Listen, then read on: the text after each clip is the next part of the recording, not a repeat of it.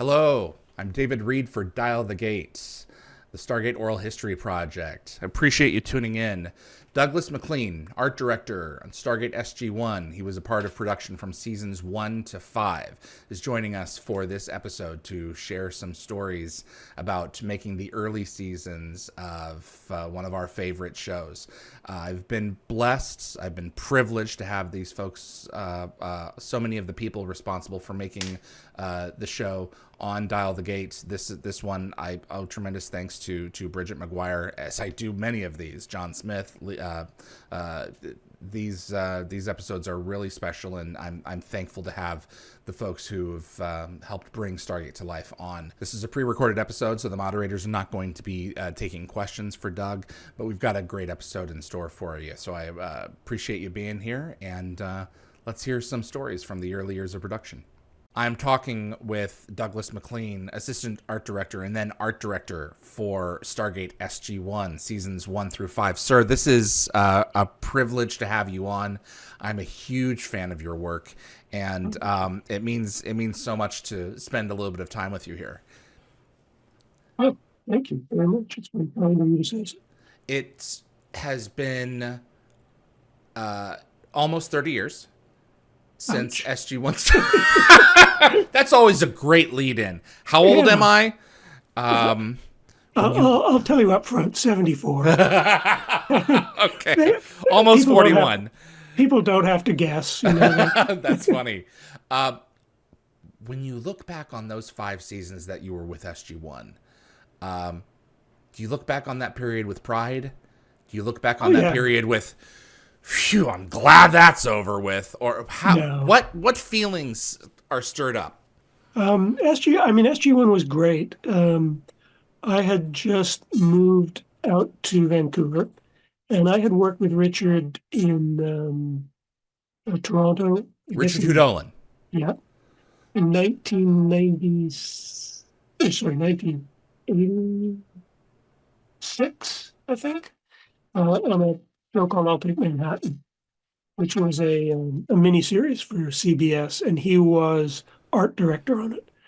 And I had just started getting into film work. I started in theater originally, and Richard hired me to work on Manhattan. We got along, and we did a couple of other shows together in Montreal and in Edmonton or Calgary, and then I was still living in Toronto. He had moved out to Vancouver. We kept in touch, and then in '96, my wife and I decided we were going to move out to Vancouver, so we did, and I gave Richard a call and said, "Hey, I live here now." Yeah. And he was going, "Oh, I'm starting up on this show. Do you want to do, because I was not fully in the union yet. I was a permittee." He said, "I'll deal with that, and just work from home, because we didn't even they didn't have the studios yet. They weren't set up for production." And he said, maybe 4 or 5 weeks work. It'll be good. It'll help you get in the union." And then 5 years later, we finally went, okay, our 4 or 5 weeks is up. We're leaving. So yeah, we worked out of my my workroom at home and his house, and we were basically building the standing set. Or drawing up the standing set, adapting the idea and the look from the movie, because that's what it all came out of. Yeah. So we didn't want to totally go, "Oh, we'll just do something totally new and different." But of course, that was a big major feature, and we were a TV show, so we had to start to adapt, and yeah, it was great fun. And I did that for about a month, and then they started up production, and we moved into offices, and Richard kept me on the show, and like I said, it was 5 years before we left. So that's when I met Bridget and Yes. Ilana and Ken Rebel and everybody, really. So, but it was a great experience. And the show was fun. It was a great bunch of people, talented bunch of people. and I managed to fool them into letting me stay, and it was it was just good. Uh, it wasn't we were never kind of at loggerheads. Production. Uh, Brad Wright was an awesome writer creator and line producer along with Jonathan. Mhm. John Smith was great, and Tom Wells as our production, Tom Wells. as our construction coordinator, and that was an awesome crew. So Wow. pretty much whatever we wanted, he would create, and we filled stages edge to edge. When we started originally, we were in um, the effects stage, which is a big, long, 200 and some odd foot by 100-foot stage. So we built everything in there while they were building the Stargate studios. That's stage 4 and 5 was what was 4 and 5, eventually, yeah. yeah, Yeah. which included production offices above SGC. Yes. Yeah. Yeah, that all came later. So Yeah, Stargate that Command came. was for the pilot built in the effects stage, which was later the Village and these other iconic locations in SG-1 and Atlantis. Is that right? Yeah, it wasn't really even a pilot because we knew right at the Yeah. start we had a full season.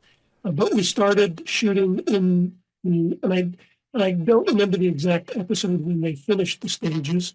But we had to basically chop up the set and move it over.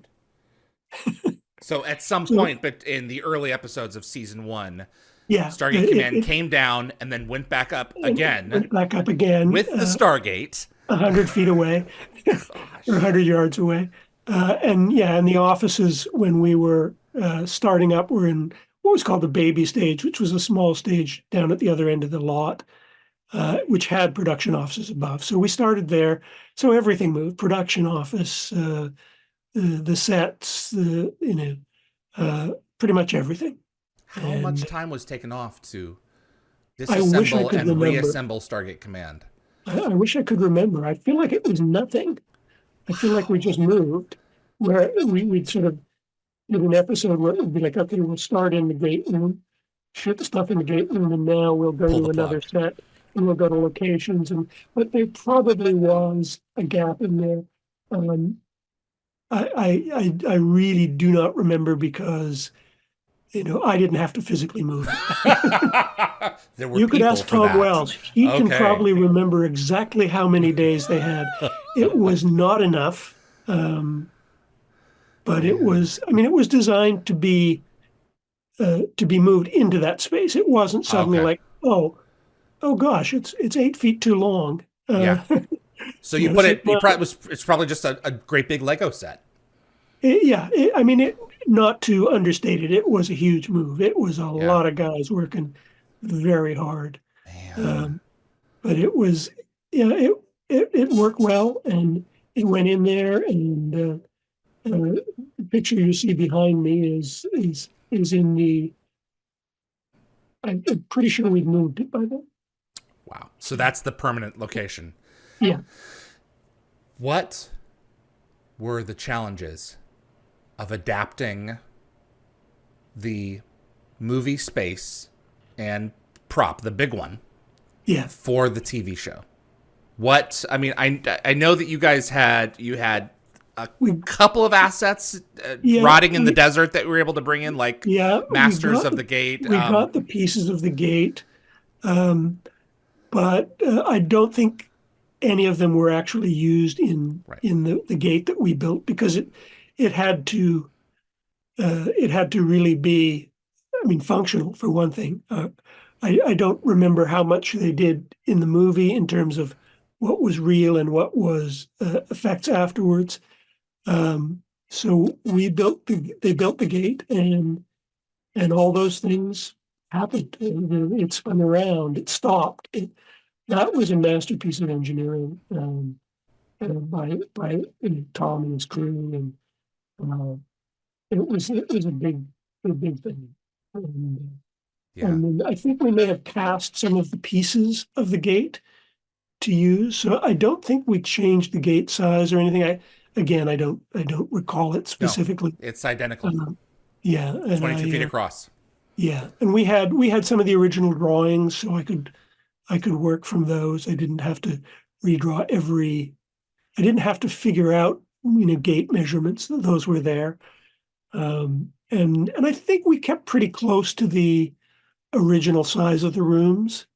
Um, we went with a 2 level, control room and a room above.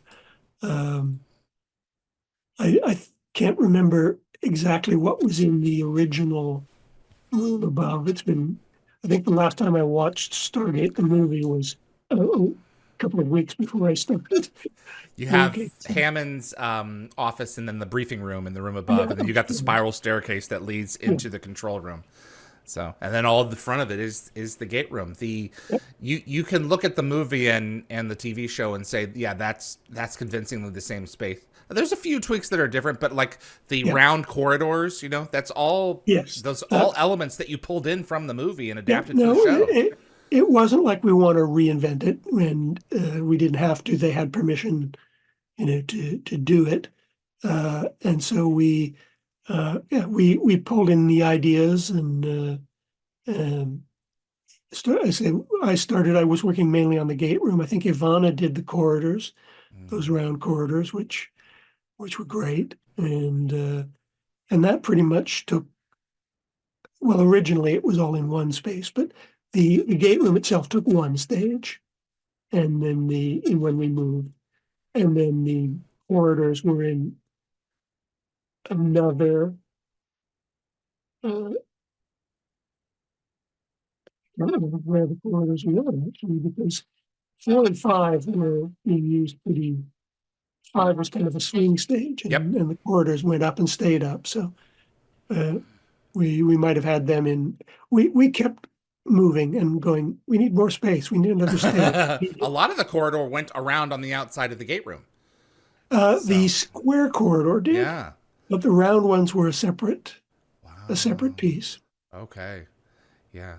The You know, amount of sets that you could pull off just in those two, that adjoining hallway and that gate room. You shoot it yeah, at a different angle. It's a gym.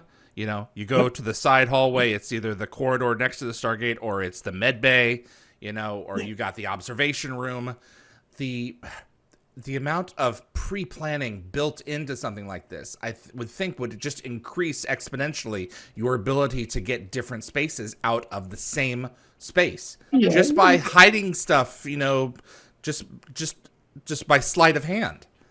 yeah, and the meeting room in Hammond's office, and there was a bit of corridor up there. Yeah. Those would double for other things, and I think we probably had a plug that you could put in the window that looked over the gate room, so that you didn't accidentally go, "Hey, wait a second." Um, but that was a principle that Richard liked, and we took it forward into Battlestar in an even more major way, where we had what we called multi-purpose rooms, Mhm. and it works when you're in something like a, a military facility, a spaceship. It's like the rooms are, you're going to be kind of in this space, so the walls are likely to be the same. You can can reconfigure things a little bit. You lengthen something, you move out a riser, you just, yeah, it just changes, and you believe you're in the same facility but in a different room. And directors become experts at, like, we shoot the hallway this way, you shoot the hallway this way. You run around here, you come out that end. You go over here, you come out the door of this room, and you just believe that the corridors are endless, not like 100 feet of them. You count on the human mind making assumptions to pull off Yeah, a lot of this stuff, and it then becomes seamless yeah, because you assume, you accept the reality which you're given, yes, when you see this stuff on screen, and you let yourself be swept away in a narrative, and it's magic. It's yeah. movie Uh, magic. yeah, I always like that. You know, if you can convince, if you can create a convincing world, it doesn't have to necessarily be a totally accurate world. Or you don't have to have everything, But if you can convince people that, that it's real, that it keeps within its own set of rules. I mean, it's pretty classic. We go into space all the time and we're not weightless. We hear sounds. We have explosions happen. It's like, but it fits with the world that's created. And as long as you remain consistent to the world, you believe it. It's when you get those anomalies that people go, wait a second. I remember watching a lot of Star Trek with my dad growing up. Yeah. And I would turn to him and be like, okay, come on, seriously, XYZ? And he would go, you've got to buy it. Yeah. We're watching this fiction. You can't draw the line here. This is a bridge too far. Come on. Yeah. So it works, and it always seemed to do well. I mean, every planet we went to seemed to have an awful lot of fur tourism. That's what you got to work with. Quite miraculous. It's like, but you go, okay, what can we do that gets us out of planet GVRD, the forest, and gets us into something different? And we had things where we went. There used to be sulfur piles on the North Shore, the big yellow piles of. So that became a planet one time. The crystal planet. You go in and you shoot it in such a way that, well, we're not seeing the Lionsgate Bridge over there, are we? So it's another planet. That's so cool. And it's you work at that, and the stuff worked, and I think it worked largely because you bought the narrative. The show really found its balance between being serious and having fun and making fun of itself. And I think every show finds that. You do your first season and it can be a little rocky. You're finding your voice. You're all finding your voice. Your characters are finding their characters. They're finding their relationships. And the crew is finding its relationship.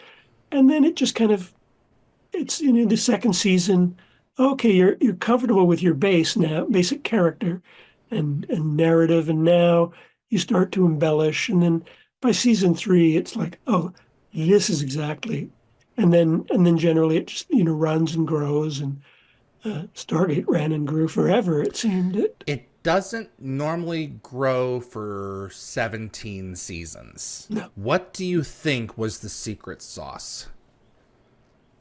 If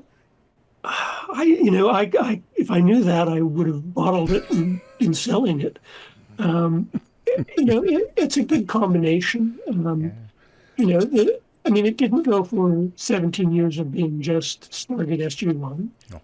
It went quite a long time as that. When we left, Bridget took over. And I think, in a funny way, I think there's a kind of magic to some people leaving a show, in that characters changing and new directors coming in, and they're not totally wed to, well, in season 4, episode 13, we did this, and we said that. And it's like, well, okay, but what can we do that's new? Yep. Bridget took the show, and ran with it. Then they went into it. They opened up the Atlantis franchise, and then it went into Universe, and they segued. They seemed to relate them together and found their way to kind of not make it something totally different. Still keep the kind of core magic, and again, I think seriousness, but not taking yourself too seriously. Correct. And I think that's probably what kept it. And it kept continuity through. You had Brad there, from the beginning all the way, and Robert Cooper and John Smith, and most of the construction crew remained. The Davidsons. Yeah, I think Mark and Robert. Are the only people who were part of a very select group who went from 1 to episode 3,908 or whatever it was. John Smith, I think, was there all the way through. John Lennox, I think, was around. John Lennox, yeah. He went grew from up on being, that show. I think he was a kid when yes, they yes, started. John went from being the guy that they pushed down the hallway to the art department to talk to Richard when they had bad news. Here, Oh, you go tell him. oh Why? man. Because you're the lowest guy on the totem pole. Yeah. And he went on and became production manager. And What were some of the sets that you were most proud of? What's some of the stuff that you were um, most proud of pulling off for those first 5 seasons? wow, I can't even remember some of them. Right. But Because you certainly and if you guys rotated through episodes, right? kind of, although it overlapped, and sometimes we'd both be working on an episode. Okay. Um, you wrote me a quick note last night going, "Oh, do you have a list of Yeah. the episodes that you were art director on?" And I went, no. And I'm Okay. not even sure whether we were credited that way or whether it always came up as just, um, art or sorry, production designer supervising art, because originally it came up production designer, art director, and then whether the assistant art director got credit, I don't remember. Okay. When we were credited, I think we were all just credited as art directors for whatever the episode was. I think that just showed up Okay. because it wasn't truly split evenly that way. Um, and and the art direction credit really, for me, was a testament to Richard and John and Brad Wright and John Smith going to bat for us because it came about on Jolinar's memories, Okay. Season which 3, is mid yeah, season two parter. which is one of the shows that I can say I was proudest of, and I had a lot to do with that set. That was one of the ones that um, was in stage 5, I guess, which was Yeah. our big stage that we got to use. And it was always like there was a big set in there, and then Richard would go, "Okay, we don't want to tear that down. We want to make it into whatever we're going to do." So I would go in and like, "Okay, what can I leave standing?" Right. And and it was also one of those ones where he said, "Go over and see what we've got in stock." It was what Yvonne and I always call dumpster design. It's like, what have we got? What have we got? Because it was going to be huge. Yeah. I mean, we were going to hell, Yeah. in a handbasket or not. Hell Um, in an escape pod. yes. So we, I went around and started looking like arch units and things, and okay, I can use that and that and that, and we'll use the basis of this set. And I think it was, I can't remember whether there was a big riser at the end or whether that went in for Jolinar's, but we used it and hung the big cage above the stage and fire and brimstone and Yeah. There was a whole pit that yeah, you threw people you into. felt like you were in a, and I think the big thing went up because we wanted that feeling that no, there was depth and there was Uh height, and huh. then you went off and then you were picked up by another set of corridors that were next to the set but not built. You didn't walk directly, kind of walked out here and walked in there, and then long corridors that then went into the whatever the room of our demon was. Yeah. There, Binar had a lair. Einar. That's his, Yeah. That's yes, it. One-eyed his Binar. lair. So that was another set, and yeah, so it was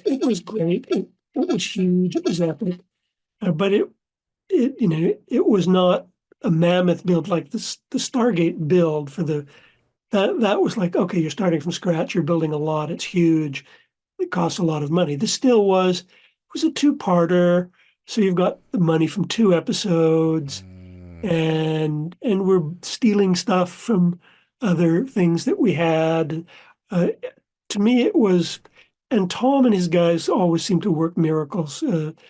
It would be like, okay, well, we'll push that off into that episode and steal money from there, and they worked magical thing because otherwise, on an episodic budget, you're just going like, we can't, we can be in a room, yeah. and, The stuff and, that and you they, that you pulled off, the set extensions alone, yep, every time we turned around, there's this big space that we're cutting to, Yeah, and you built that all in. It a was all lot of it, baked into the cake. a lot of it was there. And Stargate was still in that phase when you built things. You know, there were no volume stages. There were set extensions that you could do in VisFX, but VisFX shots cost you money. Yeah. And it's sort of there again. There's savings that you can get there. It's like, okay, the whoosh from the gate. Well, you're going to shoot it from this angle, or you're going to shoot it from this angle. Can we shoot it from over here? Well, if you want to spend the 40,000 to do Yeah, there's no we didn't shoot reference for that. So, a yeah. different one, so it's like, oh, okay, and so, but we built a lot of big stuff on Stargate. We filled stages when we used the swing stage. It was rarely half the stage. Occasionally it was, but most of the time it was, now we're going big here, and then you'd go out for an episode and, well, it's over to the Davidsons. It's a tent village, guys. Have a nice week. We're getting ready for the next one. Oh gosh, Um, those set decorators, man. they were, they were miracle workers as well. Everybody was. It was, effects, special effects, visual effects. They all pulled rabbits out of their hats, it was a great show to work on because everyone pulled above their weight. I imagine you wouldn't want to do dumpster diving too often to No. tear you. That would be a situation, I would think, where it would be, I don't want to lose this. Yeah. Can we build in front of it? And I remember watching the commentary for, in season 5, there was an episode called The Tomb. And you had the gold sets, which were like this typically over the ceilings, and you guys put brick in front of it. Yes. To substitute that set. So you didn't have to destroy anything behind it. Yeah. And it also enclosed the set and made it smaller and more suffocating. Yeah, that was another one that was one of my favorites to do, because that was my episode. Okay. And it was fabulous. We had quite a long time to do the change to it. We knew it was coming up. Okay. And it was okay. So we want to be inside a ziggurat. Yep. It's like, I don't know that ziggurats have insides. I think you just go up the outside to the top. This is an alien planet ziggurat. We're going to stretch this a little bit. Okay, well, so that's why we wanted to go with that shape and step everything inwards. And that is, in fact, the same big space, the big room, is exactly where Jolinar's Memories was. And exactly where half a dozen other episodes I can't remember were. Yeah. And so that room, I think I did some big leaning pieces that went in, and then the guys in the model shop did these absolutely fabulous sculptural pieces that went on the walls that were gave you a kind of triangular shape. So you felt like, that set was totally open at the top. You went up 25, 30 feet, but you didn't feel it. It felt closed. No, it felt closed in. And then the hallways closed down and dropped the headers considered. But again, between them, you could go straight up to get lights up there. But what was really kind of fun was it was a completely enclosed set. So when you came in the doors, you were in a long hallway, and that hallway led you around and into the main room. And it was fun to work on because it got more and more finished. And as it became more and more finished, when you went in, people got quieter and quieter. in their work. Because one, we weren't running huge saws. It was sculpting, painting, and whatever. And set deck came in and brought in a ton of sand that we filled the floor with, like literally a ton, several tons. And we had to take some of it out because it was too much. It was a little hard slogging through it. But when people walked in, Yeah. it was magic because you felt like you were somewhere where you had to be a little more reverent. You should be a little quieter in here. You respond to the space that you're in. Your nervous system just adjusts. Yep. Or you're one of those obnoxious people who don't. But, the end result is magic. It was dark in there by nature of the set closed it down so that only light filtered only from the top, plus the work lights. So, that was another one that, if I had to say, I'm really proud of this set, I'd be like, oh, that was a good one, but it was, Stargate was it just kept getting better. You just kept finding more interesting things to do. And it was great. It was, we were there for 5 seasons. We went on to a few other shows and then into Battlestar. And someone once asked what my favorite episode of Battlestar was, and I was, the next one.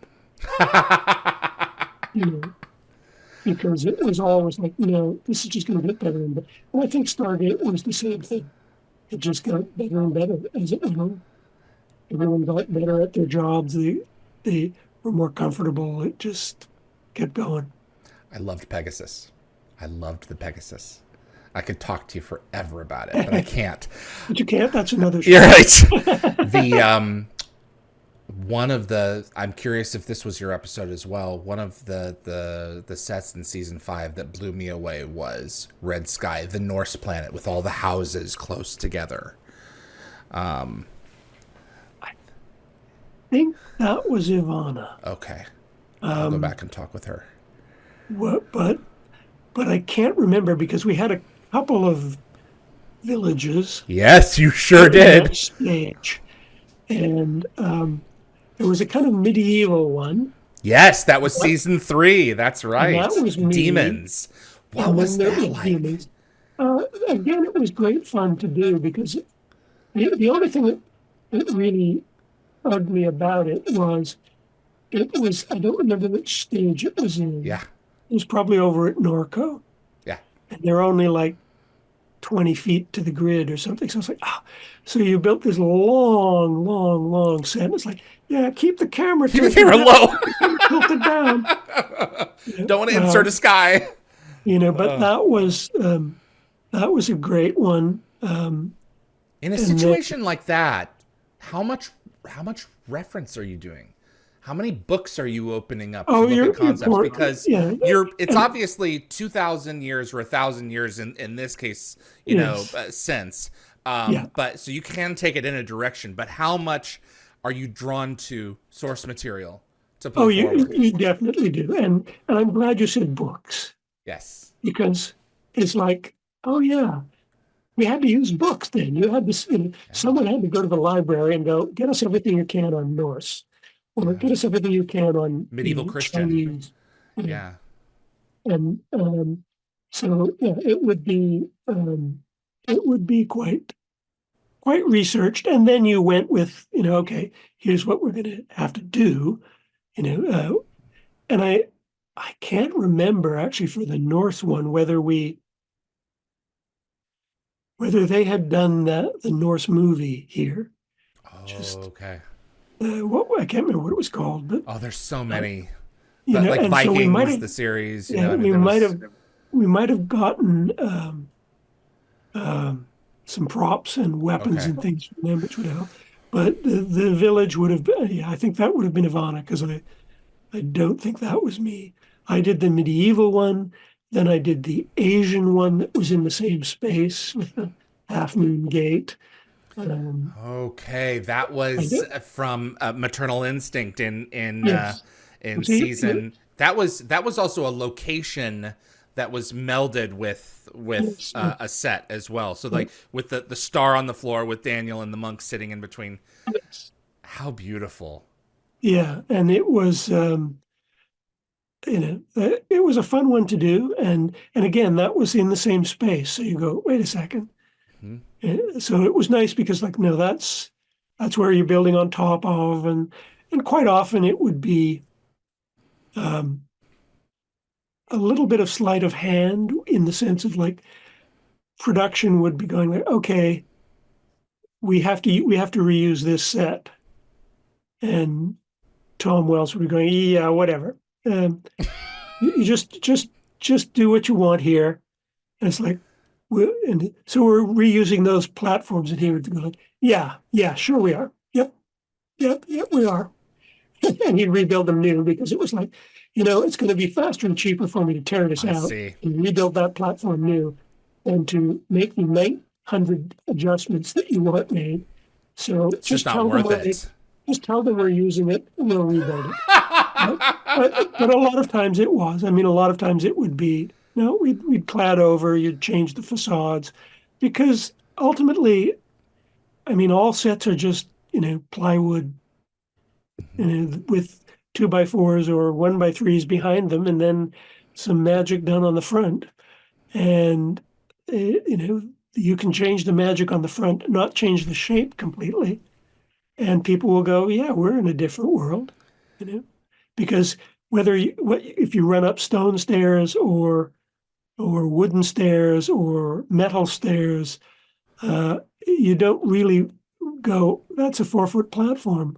We're going up this stone thing to a balcony, which is, so, and how you shoot it and what happens. So it's, yeah, there's a lot of reuse. There's a lot of just hiding stuff, and then sometimes it comes back, and you never know. Unfortunately, I mean, people kind of go, "Oh, you're doing a series, you can do all this pre-planning," and it's like, yeah, to a certain extent, but we didn't know that in season 8 we would pull back and go into this room that we swore we'd never go back into. You can tear it down. Okay, good. We're going to tear it down because we need the space. We need to do another set there. There were instances where in season 5, I can remember they returned to a planet from season 1, but it was so like there was a matte shot that was the same. It was just they had to adjust a few things with the undergrowth, and they painted the sky different because it was an opportunity to see it in a different light. But everything else, was gone. So. How often, let me rephrase, what was your bigger enemy, Doug? Time or money? Tom Wells used to have a Venn diagram, a thing up in his office that fast, cheap, or good. You can take 2. That's right. And it's like you can have it fast and cheap. It probably won't be that good. You have it fast and good, it's probably not going to be cheap. Wow. So again, it's working with production. And Richard would go down to the other end of the building and talk with Brad and go like, just give me 10 words to tell me what you're going to do 2 episodes from now. What a genius. To be able to budget pretty well that way. And we'll start working on it. Yeah. And then and then we can either back the set into the writing, or you can back the writing into the set. And they were not totally precious about it has to be. I wrote that he comes in a door on the left. It's like, well, your set has a door on the right. How willing are you to make this work? Right there, we're done. And there was not any fighting, that way. It was always like, and they would come, we would, Richard would take stuff and go, here's where we're going. It's not the finished thing, but here's the look and rough layout. And the writers were still writing, so it would be, okay, well, we can adjust that, or, oh, can you adjust this? And so, well, we haven't built it yet, so yes. It's remarkable how, given those constraints, how internally consistent the show is. When we as fans look Yeah, back and watch yeah, it, because that's a lot of balls in the air, you yeah, know, to make sure that they're all going to line up and fit in the right pieces in the right way at the right time. yeah. And it's always retrofitting into things. It's like, well, in this whatever episode we established, this is the look of the Goa'uld, for example, which Yeah. came out of the original. That's their look. With Thor, we established his spaceship, like the small one, just the one we first meet him in, and then it's like, okay, now we want to do a huge thing with all of them, and it's like, oh, okay, and we don't have a lot of money. I mentioned we don't have a lot of money. We want to see the whole Um, planet's surface. Can you pull that off? so again, so it was a standing set, I remember, and it had been. You remember episodes far better than I do. Yeah. He first appears in there's a season 3 episode that has just one room of the Asgard set, and Yes. and then by the end of the season, it's that room has expanded into multiple spaces. Yeah. So you have to And build so, out from what you've established. So that room, which was the kind of cockpit of his spaceship Yep. that he was sitting in. So that was fun. I got to design that. That was a lot of fun. And I think we had that piece that was at the front of the ship from something else. The plexi. Yeah. Yeah. It's So just it a was like, window. okay. Yeah. So start there. Okay. And then that was fun because that was I was starting to get into modeling, 3D modeling during Stargate, but we didn't use it a lot. And we didn't do full designs with CAD drawings being part of it.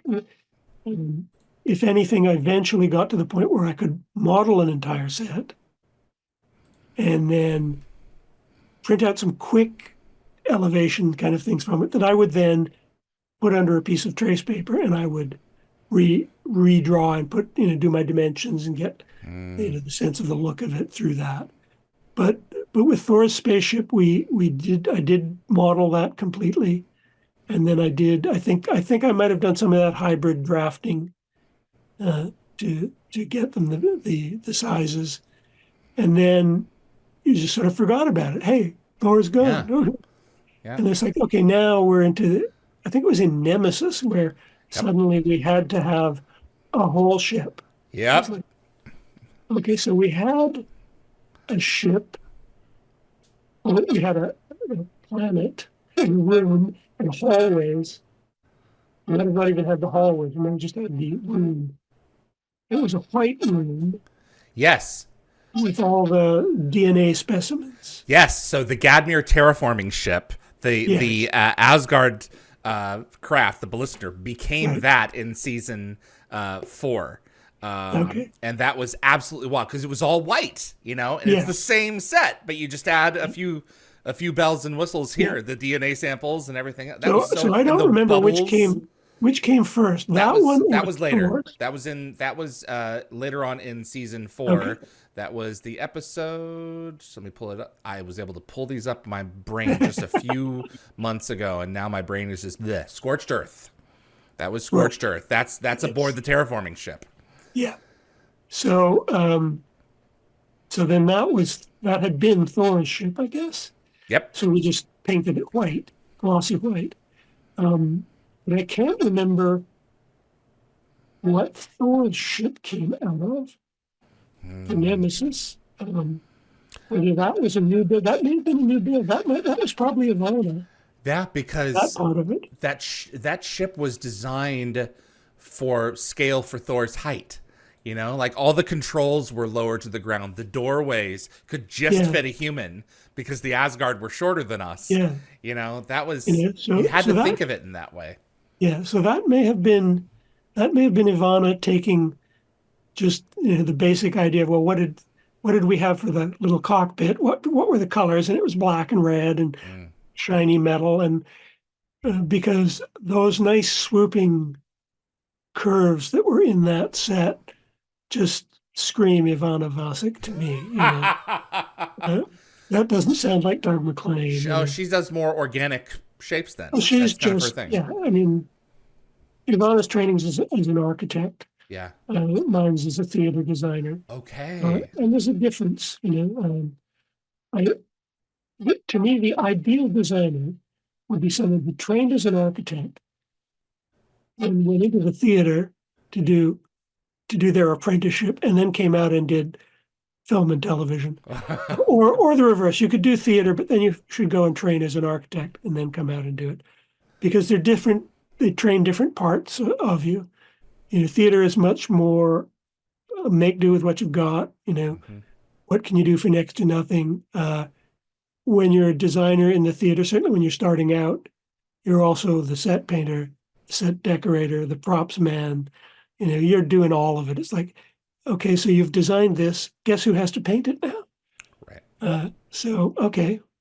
So you kind of learn enough about all of those crafts that when you are designing or art directing, you kind of know what you're putting people through. There's not that sort of like, just do this. It's like, you know what the word just means. The least favorite thing you like, just do, it's like, no, there's no just. Yeah. Just give me a quick sketch of this. Yeah, no, there's no just. It takes time. You have to think. You have to know, even to do that fast sketch, you have to know where it's going. There was also some security there, I would imagine, because you weren't just doing one season. Yeah. You guys had 4 seasons out of the gate, and then quickly you had 5. Yeah. Did that assist in terms of amortization of assets that you were creating? I think so, for sure. Okay. Although in many ways, if you're doing something that is going to pay off, like the standing set of the gate, it's like, okay, you can spend whatever, $500,000 or close to $1 million. I don't know what we paid for it, but it was a deal. It's going to come back every episode. You want to build a second gate because you need to take it to other planets. So that becomes something. But a lot of the sets you kind of had to gamble of like, okay, let's, if we build hallways that go into a room, we're going to have hallways going into a room somewhere. We'll revamp them. Whether they get finished with, like the hallways from, I think they were Thor's ship, but they were certainly in they were certainly in the Nemesis episode. Mm-hmm. And then they come back in Small Victories. Yeah, that's when they come in for the where they have the big meeting. They had some big summit. I think my thing was called. So in season 5, there's a gold summit. Yes. That's a 2-parter. That was an amazing set with the space station. That set is the same set that was used for the Gold Wolves. Basically, it's the same physical space. So it's like, okay, you have to pull this out. We have to change this. That room, those nice swoopy things can't be there anymore. Right. They've become too identified. So you do something different with a hallway. And so there's a real amortization, which is things like the standing sets, and then there's a kind of somewhat amortization where you go, okay, we won't gut this set completely. We'll build on top of it. So now the $150,000 that you spent on that set is now getting $80,000 worth of stuff built on top of it because you didn't have to build the base, right. Or it gets $60,000 built on top of it, and then you change this room enough, but you've got $50,000. So it works out, and I'm just pulling figures out at random. I don't remember what the episodes were. Yeah, of course. That was Tom. Tom Wells and Richard really and Bridget went into a room and came out and came back over to my desk and went, yeah, this drawing's not going anywhere. It's cutting off here. Build a wall here. Okay, whatever. You asked me to go big, I did. Now you have to in episodic TV, you have to let go of, you have to go big because that was always Richard's thing of go big or go home. You're not going to do it right. Why bother? I went big. It's like, okay. And ultimately, I think you are better off to go, okay, we would like 90% of 50%. Yeah. Rather than 50% of 90%. Mm-hmm. Because you're going to get more mileage out of it. Ask for this big thing, and it's epic and wonderful, and then go, okay, it can only be this big, though. And it's like, well, okay, but the thinking and the detailing and the idea that went into that are still in that. And I think you get more by getting the gist of what you wanted in the design, and then go, okay, so we make it a bit smaller. We cut down on this. We don't go into 3 rooms. We make this room do twice with a redress. So you guys have to leave the stage. And shoot something else. Go elsewhere. So that can, and that's a big part of it. Your ADs. It's all. You always say it's a team. It is. It's like if anyone wants to get too prima donna, you're screwed somewhere in there. And then it's like, okay, you can have this, but now just pull out your wallet because now it has to be done in 2 days. Yeah. You wouldn't go out for 4 days. Yeah. So if you went out for 4 days, you can have it for this. If you want it 2 days from now, we're working around the clock, and that costs you money. So you had a couple of things going for you, and I think that you can tell me, how much this contributed to success. You had a rotating series of directors whom you all knew kind of like their way of shooting, how they would want things. So, and you also had them, because they were rotating, you also had them around regularly. So there's no reason for you to create a full space when you know that they're only going to shoot in a fraction of that space. And then when you turn the camera this way on the space looks like it's going the other direction. Was having the directors around cost effective in advance? I think so. And on many levels, I'm sure, for production, because if you're hiring someone on an episode and then they're getting to edit and cut that episode the following week and a half, and then they've got a short break or whatever, and then they're back. It's like, okay, they're around there. You're not flying them back and forth. And, so people, and you just get people who get the show and who have worked on it enough to know I can ask for this and I can get it, or I can ask for this and I'm going to be told not a chance in hell. But go big or go home, right? And we'll send you. And so it's like, they most definitely. And you just get a shorthand with people. I've worked with Richard on God knows how many shows. I think probably, actually not that many shows, probably only 3 or 4, but they lasted, Right. Like I'd look at my resume and go, here, I've been working for 15 years with 4 people. Right, okay. Something's working. And it is, and I always felt that was good. And it also means that, he can walk into my office and go, here's the script, here's kind of what I'm thinking. I looked at this picture and I liked it. Okay, go away. Let me get to work now. No. And and you know that it's like, okay, I know what he said he wanted, but this is really what he wants. Well, Because you have a shorthand with people. yeah, exactly. And I was never afraid with Richard on any of the shows of going like, you really want that? It's like you're really willing to cut this down to this. Mm-hmm. You're sure about that.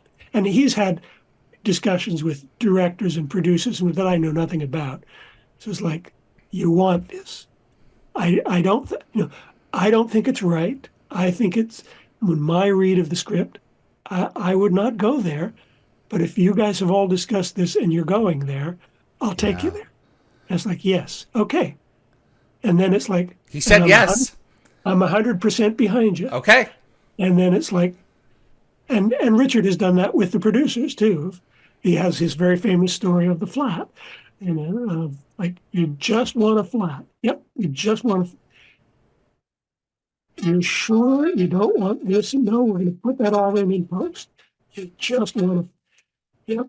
And you get there on the day and they're phoning him up and like, it's just a flat here. Yeah, that's the flat you wanted. But I can't. No, you can't. Or you can, but that's a visual effects shot now. Yep. And you said you wanted confirm this stuff. So, it's the more you work with people, the more, when he would go into their office and go, you sure you just want two flats looking that way? Okay, maybe you could give us a third one. Good idea. Let's know now. Let's figure this out now so that we don't have to say, well, you're stuck with this later. Because no one wants to be in that situation. No. And you want to please people. You want to make them happy. Absolutely. We want people to come into the set and go like, great. Yeah. And even if at their initial talk about the show, they're going, we're only going to shoot this way. It's like, no, you're not. Let's be real here. How about if we give you this way as your heroes and we give you a little bit here so that you don't have to, you can sneak here. And then if you need to do a full reverse, then you're in a visual effects shot. But no one wants a visual effects shot because you've just gone partly into profile. Exactly. Right. It's like, we can spend $10,000 building this, or you can spend $10,000 every time you look at that shot. And it's like, oh, no, we don't want to do that. You got to make it work. Yeah. You're talking. Yeah, go ahead. We had a really good relationship with the visual effects people, too. Mm-hmm. You would want them to be on your side, you know? And they were as seamless as possible. They were in-house. They were on the lot. Yeah. So, they would come over and they would go, oh, here's the matte painting we're doing. Or, oh, there's a set piece. Okay, well, let's build an element just like that into the map. We're talking with Kent Matheson on Friday. I'm really looking forward to it. He's some of his stuff is just so iconic. SG-1. Yeah. When you would be at your drafting board, you talked about go big or go home. How often were you finding yourself censoring your ideas about saying, okay, that I would love to do this, but given this budget, it's just not going to happen? Or would you say, okay, this is my vision for this, and we can cut it down from here? How would that work itself out? My censoring would be, God damn it, why isn't the stage 20 feet wider? Yeah. It would be, okay, it has to be this wide. Yeah. I can't go, you're limited to certain things. Richard would have a pretty good idea of, I don't need 200 feet of setting. Mm-hmm. And we're building three things. So all three of them are going to have to fit into this space. Mm-hmm. After that, I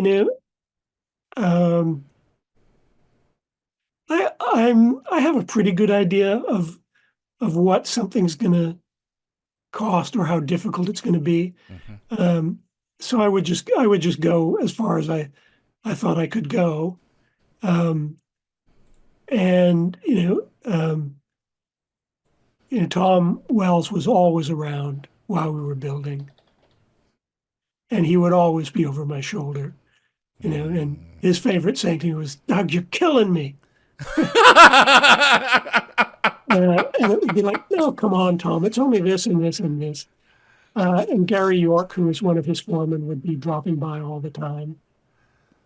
And so they would, sometimes it would be like, can you do this or can you do that to just simplify something? So One of the things that I thought was mesmerizing, that I believed my eye was seeing for years, there's an episode called Winter of Opportunity, and it's a planet with ruins and these pillars that with holes in them that can shoot through beams through the Stargate. And for the wide shot, it's this planet with it's this orange and red landscape with tornadoes in the background, this highly atmospheric stuff going on.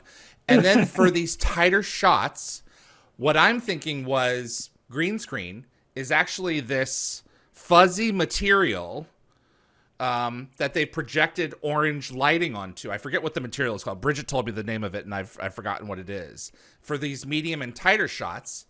And I, as a viewer, for years was thinking it's a visual effect of the horizon. And it's not. It's just a special material that's hidden behind the stone pillars, right. And pulling this set off. Yeah. It was an amazing set. We went on to Once Upon a Time after Battlestar.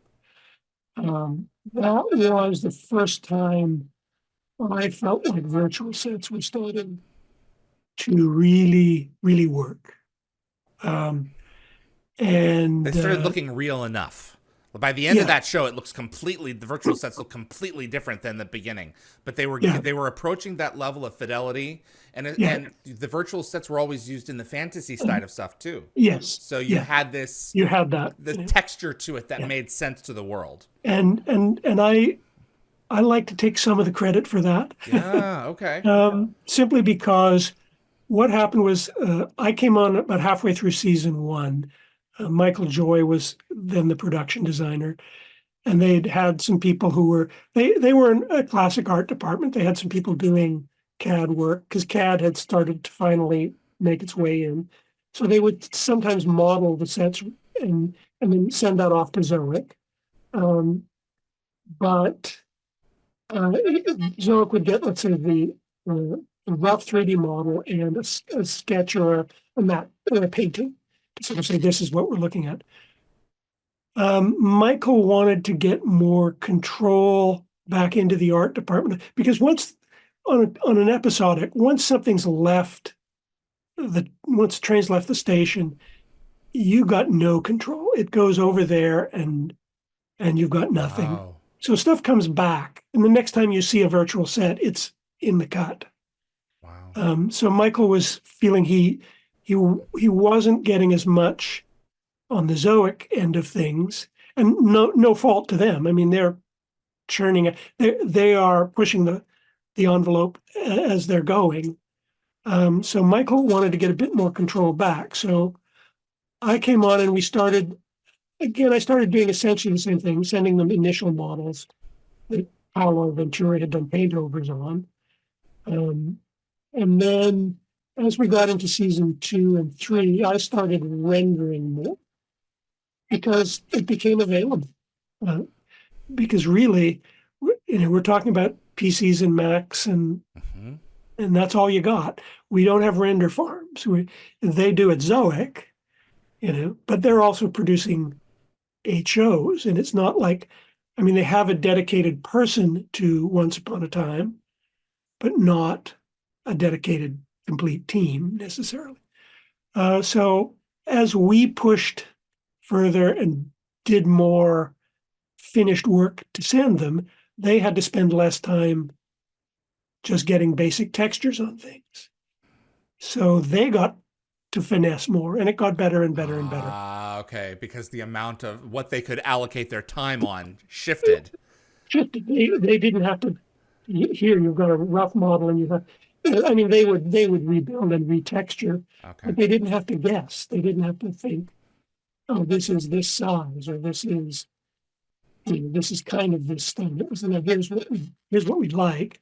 Now you make it work for your pipeline, because they have I wasn't working in Maya at the time. I was working in FormZ. They run all their stuff through Maya and probably V-Ray and all of that. So it was a fabulous experience for me. I got to do stuff that I had been dreaming of doing since Stargate. Actually, since Kids in the Hall, I'd been dreaming of doing. Way back. But Stargate was where I got a chance to kind of dabble, Yeah. and then Battlestar a bit more, but I was doing a lot more pure art directing then, so I didn't get to play much. And then I got to do it for 6 years in a row. So I got to push myself. The industry pushed itself. Zoic pushed because we worked in green screen, but they had their Zeus camera system. So I would get them the initial model, even with rough texturing, that they could throw into the Zeus. So when they were shooting, the director went, "Oh, there's a wall there. Oh, okay. Yep. Oh, that's what that's going to look like. No, it's going to look way better than that. Trust me." And so that pushed. And then by the time we'd finished there were starting to be LED screens, and the volume stage came a bit later, but I mean, once could have been spectacular done, with that kind of stuff. It looks, we've gotten to the point where you can't tell the difference if it's lit right. If it's lit wrong, it's like, okay, there's something, my brain is saying something's wrong. Yeah. But with Unreal 5 and all this stuff now, man, oh man, you have the right people looking at it, and you can't lose. Yeah. Yeah, I mean, ultimately it always boils down to the people. Yeah. And I mean, now that AI is kind of rearing its head and everyone's going, "Oh, we can just make this." Yeah, I've played with AI, I get it. And it does some things wonderfully, it does other things terribly. And ultimately you still have to have somebody right with the eye going, "Yep, no, that's terrible." We're in the phase of it where it's like, well, there's some stuff over here that's going to be just crap, because that's the like when synthesizers started coming out with music, it's like, whoa, they've just taken it overboard in this way. It's finding the balance and using the tool, I don't want to say appropriately, because what's appropriate, but in a way that works for what it is that you're doing. Yeah. So I mean, it's always that way with any technology. I mean, I was alive when the Mac computer first came out, and actually using computers.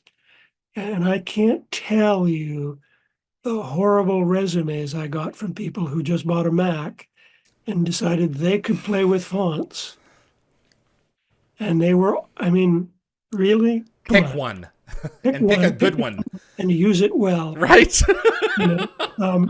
Having, I can do graphics in that I can, if forced to, I can, whip up a sign or whatever. But I know what a graphic artist does, and I don't do it. AI can whip up something for you as an illustration. Yeah, you can. It's a starting place. It's a good starting place, and I'm surprised sometimes at how good it is at some things. But a good illustrator. Of late, I keep being credited as illustrator on things, and I go like, no, I'm not an illustrator. Ken Rebel was an illustrator. Yeah. He could take a pen, a pencil, a brush, or whatever, and do you a fabulous drawing. Yeah. Britton Heron is a fabulous illustrator. James Robbins, fabulous illustrator. James is fabulous. Yeah. I came back for a couple of guest appearances on Stargate when it got into Universe, when James was directing and or designing. Yeah. And I did a couple of cockpits with him, and you get a lot of stuff from James, but he also lets you run away with it and just go Well, he and have trusts fun. you. Yeah, You're brought in and because of your particular set of skills. yeah, and we had a good time. But that's what I would consider an illustrator. Okay. Um, you know, I create. Uh, Actually, do you know Ray Lai? Ray Lai's a he works out of Vancouver, and he is an illustrator and does a lot of prop stuff, and has done a lot of big movies. His his website is oh god, now I can't remember what he calls it. Oh, image manufacturing. Okay. And I'm going like, okay, I can do that.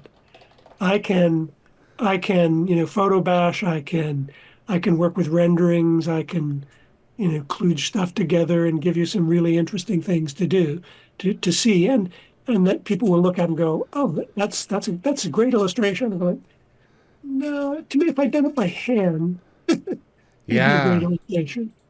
Um, but yeah, but I like the idea. I like his choice of words of image manufacturing. Yeah. You guys Um, are creating worlds yeah. on a weekly basis. It's just Uh, extraordinary stuff. in fact, I think if you could almost think of an art department or even an entire movie film crew as the human form of artificial intelligence, because you take written input. It's quite a long prompt. It's like 60 or 70 pages of prompt, and they take that and they turn it into an image. And that's what AI is trying to do, and it does it very well. But when you have To a 100 point. people doing it, Yep. you get something really interesting. And then you need something to kind of keep those 100 people together. So you've got, you have a production designer, you have a DOP, you have a director, you have an art director who's kind of trying to keep those, the art director's trying to keep those 10 people in the art department online. The production designer's trying to keep a whole bunch of others online. And, on the All the way same, down. all the way down. But it still is, I think basically it's human human artificial intelligence because it is that final product is not one person's work. Um, which actually, if I can take it back to something I started earlier, which was when we were credited as art directors, was on Jolinar's Memories. And I said that was a huge credit to Richard, Brad, and John Smith, because they had put that show up for a Gemini Award, which we eventually won. And when the nomination came back, it only had Richard, Bridget, and the Davidsons. And I went, well, that kind of hurts, guys. I mean, yes, they had a lot to do with it, but so did I. So did Ivana. So did Brenton. And what happened was they approached the Geminis and they said, we want to have these people on it. And they said, no, we will only have people on who are art directors or production designers Ah. or the key decorators.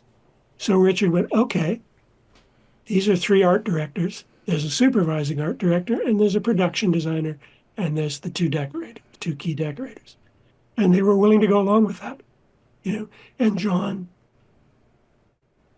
and Brad went, okay, we will. So that's where we got credited, and that's where it started. And I think it probably was a fair credit in that. I mean, we were credited as assistant art directors until then. I mean, it wasn't set designer and illustrator. It was like an assistant. But really, we all functioned, and I think you can take that as the whole team. That set looked like it did because of these people. And you should go with the construction guys and but it's like, okay, that fit to that. And I think what you get out of 200 people creating an image, which is what goes on the screen, is better than what you can get from looking at 2 billion images and synthesizing just from those. I once held a conversation with ChatGPT Yep. where I said, I think I'm an AI. And it answered back and said, oh, and you're using that metaphorically. And I said, well, I take text prompts and turn them into images. That's an AI, isn't it? And it's okay, well, you're using it metaphorically or figuratively or whatever. And then I asked it, well, what's the difference between what an AI is doing, creating these images from text prompt, and me? And it delineated it beautifully. It was, I keep it because it's one of the best things I've ever seen about, the human being, it says, basically brings emotional response and personal experiences. And the AI is sensing some of that, but it's only matching, that's a sad image. This is an image of a tree. This is an image of a dog. I want a sad dog underneath a tree. I can get sad, and I can get those things together. But it's not making those kind of leaps that we do. So I think what you get with one person doing it is one thing. When you get 10 people doing it, or 5 or whatever in an art department, that's the next step of it. And then when you take that whole crew and it's 100 and some odd people, and that's the final image that goes up there, plus editors and all of that, you get that distilled intelligence. Maybe distilled intelligence is a better way than artificial intelligence. But you're all working toward a goal. You're all working toward a specific vision. That really makes it magic when it works. Yeah. And it does it. And AI is kind of doing the same things. When it works, you kind of go, wow, that's done a better job at that than I could. But it missed here. When it went wrong, it's like, no, I shouldn't have 6 fingers holding the goblet. Although it seems oh my God. It seems to have corrected that. It's much better now. So, but they haven't pushed us out just yet, Douglas. They still need us, and I don't think they will. And I think I hope that's true. When you look at interesting use of it, the Peter Jackson thing of the Beatles recently, where they used AI to correct, or basically to pull the piano out of something, and then correct John's voice, and then put new piano in behind it, and you go, okay, that's a good use of AI, Or when you want a stunt that's so stupidly dangerous, no one should be doing it. I think it also comes down to the intent of the user and how fastidious they're either willing to be or have time to be. I fear that a lot of folks are going to be like, okay, that's good enough. Yeah. And so it comes down to the standard of what you're willing to accept too. Yeah. I don't mind seeing the use of AI in the hands of brilliant special effects, producers and coordinators. I don't mind seeing it in the hands of, good, talented art department people. It worries me when it's like, okay, and I don't mean to be disparaging of producers or production managers or writers, but it's like, you have your area of expertise. It really shouldn't be you who's going to decide, oh, that's the AI version of this is good enough. Yep. I'll just go with that and not hire a production designer. Yeah. Yeah. And any good producer worth their salt is not going to do that. It's going to be the bottom tier of people who will just go, this is good enough for what I need, and it is. I mean, if that's all you need, that's great. And but but don't think you're making, the next Dune. No, no. You know, You may make the next horror film that's yep. Oh yeah, whatever it absolutely. is that they film it for $1 million and it turns out Yeah, $300 million. Paranormal Activity 9 or whatever. yeah, Those things will exist, yep, but I don't think that they yeah, will. I think that they will find their place along with yeah, everything else. exactly. And So they exist now. yeah. I mean, there are pictures that are being made by people going, we're not going to work. We're going to work smarter. We're not going to. It's like, yeah, no, you're not. And it's like, trust me, when you wanted this huge vision that you have, you're not getting it for free. You're going to find a way to pay. Again, good, Hmm. fast, or cheap. Pick one. That's it. If you bypass certain steps, there are going to be repercussions. Yeah. So, So and it's every technology does it. yeah. Computers were going to destroy us. The radio or television was going to destroy the radio. Streaming was going to destroy everything. And it did. It certainly disrupted it and changed it. Yes, that's true. Um, There's a disruption with every you step know, along the way, and then we oddly find our enough, way.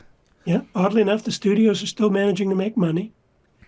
That's it. And there's still an industry. It changes. I wouldn't want to be starting in it right now. I wouldn't make it. But it, you know, technology disrupts. The first time you saw a Steadicam, it was like, oh Right. wow. Then when you saw 9,000 Steadicam shots, it was it's like, really, we don't need every shot in this movie to be Steadicam. And then people found where, I mean, we did a fabulous one at the beginning of Battlestar Galactica. Oh yeah, with walking to the ship. That Make a run hole. through the entire set. Yeah, sure You did. know, That's and it right. wasn't even, I mean, it was a continuous shot. Took us all day to shoot it. Um, but it's like, okay, that was magic. That was the, now, if you kind of kept repeating that, Hmm. you'd go like, hello, we've been here, boring. But you still use Steadicam when you want it, when you need that ability. And sometimes it betrays itself and the shot is like, okay, right, he came down off a crane, he walked with the actor, he got on top of the car. This moved here. Just really, it's not really furthering the narrative. You, You you know, know, it's interesting you bring up Battlestar because that's not the crane. The Steadicam was not what Battlestar was known for. Battlestar was known for the handy cam, the zooms. Yep, yep, There was one time that you guys, in my opinion, took it too far, and I think that it was a style choice. The nuke goes off at the end of season 2, destroys the Cloud 9 and a few of the other the spaceships around it, and the camera gets hit as right. well. And it was like, okay, come on. The camera's not there. There isn't actually a guy in a suit out there filming it. It's to give Yeah, that texture, but in that instance, it's hard to deny that a camera isn't out there filming the explosion because the camera gets damaged as a result of yes, the right. explosion. And to this day, I've always been bothered by that shot. Yeah, And like, who that's decided to interesting. do that? Yeah, I don't know. I certainly don't remember when or how it came Yeah. about, but those decisions get made, and Yeah. Yeah. and then they're preserved forever, and people come along and go, "Hey," because 20 the other years thing later. that's amazing about any episodic TV is, we didn't know at the beginning that we were going to be at the end. Right. And it's sort of like people go, well, why did you make this choice in season 5? It's like, well, I made that choice in season 5 because we were stuck with it from season 1. That's it. Or That's why it. didn't you do this? It's like, because we didn't know we were going to do that then. Yeah. Because the thing was blue and we needed blue. Yeah, There's a reason for all of it that goes all the way down. If yeah, people are competent and know what they're doing. yeah. So, are It's, you it's, last question for you. Are you concerned about the industry disruption that we're having right now with so many people out of work, with the contraction of the industry? Do You think that this It's may be a big one? Um, I what do you think it think about the likely will future? be. Um, well, mine is fairly set because Yeah, I'm pretty much done. I mean, yeah. I still do occasional work. I've just finished doing some stuff with Bridget actually. Um, yeah, it would be tough going into the business now, Okay. and it's especially tough because we were in an absolute gold rush Yeah. a few years ago. Vancouver exploded. Yeah, and we got tons, and I think everywhere exploded Yeah. Okay. because of streaming Okay. content. New everyone going like, oh, we need to be a studio, or we're going to die once the vault runs dry. We need to start producing stuff to compete with Amazon, with Apple, with this, with that, with Paramount. The studios who had sold their vaults to Netflix and not rented them to Netflix Mm-hmm. were reaching the end of their agreements and going like, those guys made How much hundreds of money? millions of dollars on the 60 million they gave us. Yeah. Damn. Okay, that's ending. Yeah. Now, so Paramount Plus, Disney Plus, all of the studios are getting in. Um, so everyone was suddenly doing new stuff and tons of it. So a lot of people came into the business, and then COVID hit, and that Right. sort of threw everybody. And then we came out of COVID, and production started back up, but not. It wasn't just like let's just go nuts because they knew then that they were going into negotiations. And then AI was hitting. Yeah. And then the negotiations really became tough. Um, and there's a lot of money at stake. It's really not about anything but money. Yep. It's like you want to preserve your artistic your persona because you don't want them using it for free. Yep. So it's like, okay, I get that. I don't want them taking all of my old, things which they all own anyways. So I have nothing to. I have no ground. Well, people want to be treated Um, fairly. yeah, You exactly. know, You know, they don't want to be taken out back and turn having these yeah. things that they've created and spent their So energy so on those turning to something else. negotiations were tough. Yeah. And they came out of that. But there's also been lots of readjustment in the industry. Studio mergers, new heads of this, new you know streaming services going like, okay, well, we now have to show a profit. Oh, okay. Mm-hmm. So this gets trimmed down, that gets trimmed back. It's big, and it's so production is up here. I mean, I remember during just after COVID, well, you'd look at the production schedule, there'd be three things shooting. Now there's 15 or whatever, or 16 or but there's not 35. Mm. And I don't think there will be for a while, if ever, so it was a lot of back-to-back things. Mm-hmm. But if it were just this adjustment due to the strike and the networks and everything coalescing and changing and the model of everything changing, it would still be a big adjustment. And it came after a year and a half of nothing. So people are really hurting. I'm concerned that things are changing faster, especially with our technology. Just Yeah. our technology alone, faster than our ape brains can keep up. That we're entering Yes. a spiral that's spinning faster and faster, Yeah. and it is becoming more and more unpredictable. You know, Yeah. you got an industry now where people can't make a living wage. It's becoming a. I just read an article. It's becoming a gig economy. You know, Yes. that's no good. Yeah. So Yeah. it's not going to be boring. Yes, it certainly will not be. It's going to be a roller coaster Yeah. ride. I think ultimately talent rises to the top. You know, you're going to get people who are really good are going to get work. People who are, and again, I guess it's like uh, the A crowd will always have it, um, and kind of B, which is I consider myself a good B plus player. I'm not in the exalted realms of some of the people I've worked with. And those people will probably always get work. It's that if you're in this B minus C range where suddenly you could get work, and you could probably get work that was even better than the work you should be doing.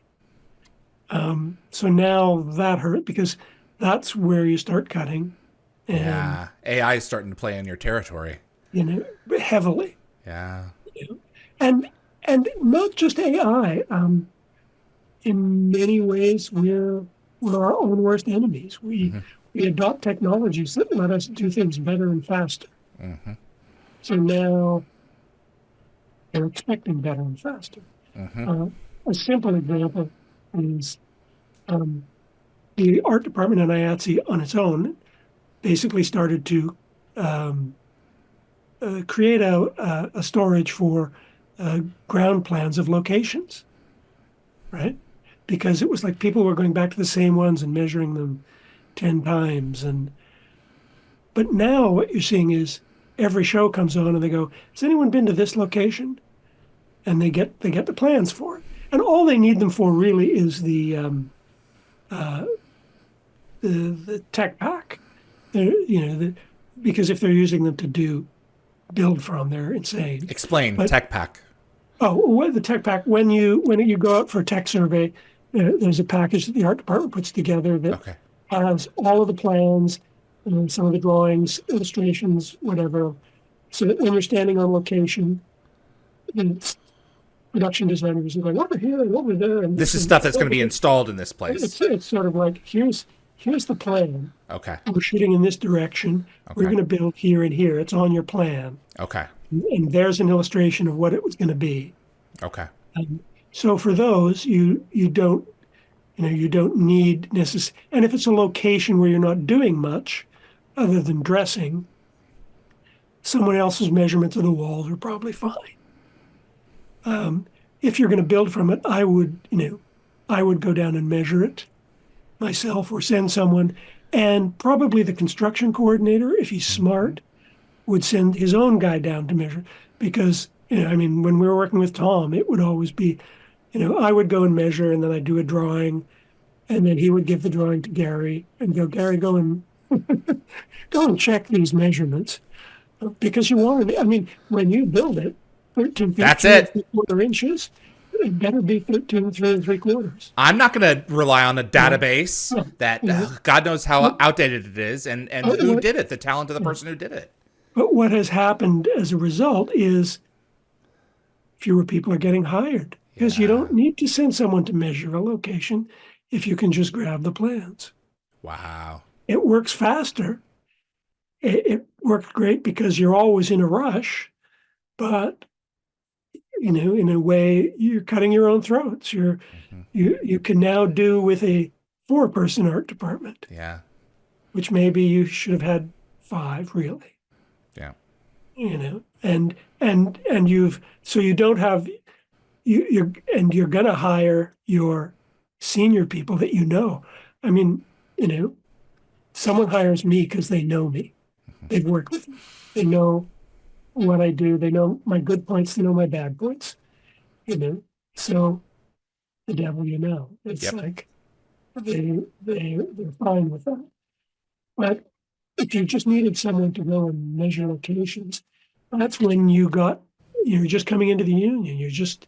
Nobody knows you. You may be way more qualified than the guy who's above you, but nobody knows that. So they haven't figured it out yet. And you get that job. You go, okay, fine, I'll go measure your damn locations. And you do it fast and efficiently, and you come back and the drawings are good, and the people go, geez, he's good. Yeah. Let's hire him on our next show.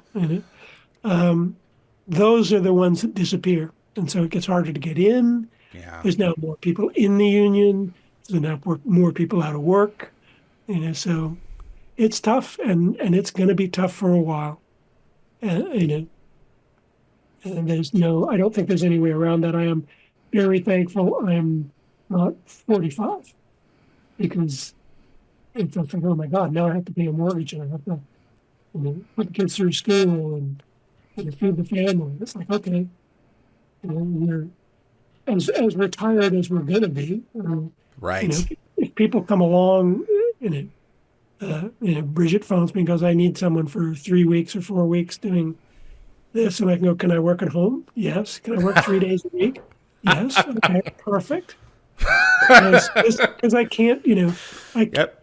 I can't do an hour No. commute and a 12-hour day, No. 6 days a week. It's like, forget it. It's that's a young person's game, and and they should do it. Absolutely. This is their opportunity to shine. Exactly. Now more than ever. But if you can cope with with all my demands, and you're happy, I'm happy to do it because they're good people. I like the people I work with, and that becomes, as you do more and more work and work with more and more people, you want to work with fewer and fewer of them. You figured it out, and your hours. Go ahead. If George Lucas calls, I'll go and make the coffee, and I will do the 60-hour weeks. Yes, but apart from that, no. Well, your time on these shows, and particularly SG-1, has been well spent, sir. I think that you guys did yourselves proud, and it's a testament to why we're still talking about it. Almost 30 years later, something was done right. Yes, and that goes all through the whole production, because they wouldn't be watching it just for the sets. Nope. And the sets are great, but you have to hang characters on those sets. And if sets were falling down or not working well, they might be watching it because of you've got to believe. Carefully how camp this show is. It's so bad. Can you imagine if the whole thing was like Wormhole Extremists or Wormhole Extreme? Oh, that would have been funny in a sad way. But it is a credit to everyone, the producers, the writers, the actors, the production staff, the DOPs, the camera operators, construction, paint, set decoration, props. And if you look, those people have always done very well. You look at some of the people who've done those jobs on Stargate SG-1, and it's like, oh no, they're still working. Still doing well. They had good careers. That's it. And it's so whoever you put that first team together, even it's like, okay, that was all the decisions fell into place, and it all worked, and that's why people will still talk about Star Trek. Right. Even the original series, like there's some terrible things about the original series, but it was made a long time ago. They did quite a bit with what they had. And it's like, and it got better and better. I watched the Picard series, a while ago, and sort of went, wow. That you guys, they went back, they paid homage to all of the original stuff. Good friend of mine worked on it, Doug Drexler. Oh, Doug, man, oh man, out of Battlestar. Uh-huh. And he goes way back Stargate or Star Trek. Yep, he sure does. He was a fan growing up. Oh yeah, and it's magic, And but again, it's a show that renewed itself. They went through different phases. They did movies. They kind of denied their old heritage. They went totally different ways. They came back. They went this. They went that. And when I watched, I kind of went, wow, full circle. Yeah, absolutely. That third season was amazing. All the new technology, all the great stuff, but all the right things, the things that did work, even back in 19, whatever it was, that the original was done. And there's good elements you picked out of that. So, yeah, and I think that's why shows last. They work. And, I know I personally go back and watch like all the early Agatha Christie Poirot's that were done. And you go, no, they got it right. They You were of know, quality. they were quality. They spent money. They did the best they possibly could. Could it be done better? Yes. Could it be done better now? Yes. And you could go back and remake Stargate now and go, it'll be a different show. And maybe they will. Who knows? Franchises come around and they come around again. Just like the Stargate, you know? Exactly. It's just a matter of time, I think. Yeah. It's Douglas good stuff. McLean, thank you so much, sir. This was a Oh, it's been treat. fun. It's been fun going back and thinking about it again because as you say, they're almost 30 years since the first one, so it's 25 years since we finished season 5, and then 4 or 5 years, 6 years later, 8 years later, I came back and caught the tail end, and that was fun too, just to be there for that. Completely evolved everything of what you guys started off with. Just wild stuff. Yep. Wow. And it's amazing to come back and look at it on your website and the interviews and the people, and it's like, oh yeah, right, yeah. You guys had a good time. Yeah, exactly. We did. Yeah. I was talking with John. We always had a good time. I was talking with John Smith just earlier today, and he's like, I never woke up and said, I don't want to go into work. Yeah. And that is a blessing. Yeah. Yeah. No, it was, as I say, from the top down, everywhere, it was good people, and it was a good show.